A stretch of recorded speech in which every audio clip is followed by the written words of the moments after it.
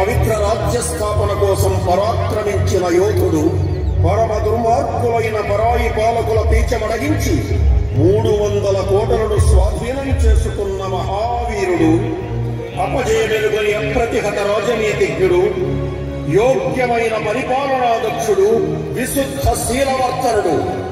అతడే హిందూ స్వరాజ్యాధినేత శ్రీ ఛత్రపతి శివాజీ.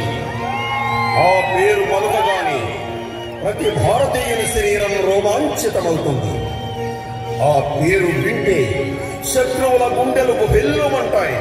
ఈ హిందూ దేశాన్ని ఆక్రమించుకొని సుమారు 400 సంవత్సరాలు బలవంతపు మత మార్పిడులతో హిందూ ప్రజల మాన ప్రాణాలను హరించి అణగదొక్కిన పరాయి పాలకులను తరిమి కొట్టి హిందూ స్వరాజ్యాన్ని స్థాపించిన మరాఠా యోధుడు శ్రీ ఛత్రపతి శివాజీ మహారాజు పట్టాభిషేకం జరిగి ఇప్పటికి 350 సంవత్సరాలు అయిన సందర్భంగా ఆ మహావీరుని గాథను నేటి యువతరానికి అందించి జాతిని జాగృతం చేయడానికి సంస్కార భారతి ఆంధ్రప్రదేశ్ సారథ్యంలో డాక్టర్ రామన్ ఫౌండేషన్ వారి శ్రీ సాయిబాబా నాట్య మండలి చేస్తున్న ఈ చిన్న ప్రయత్నాన్ని వీక్షించండి. శ్రీ శ్రీ శ్రీ ఛత్రపతి శివాజీ మహారాజ్ కే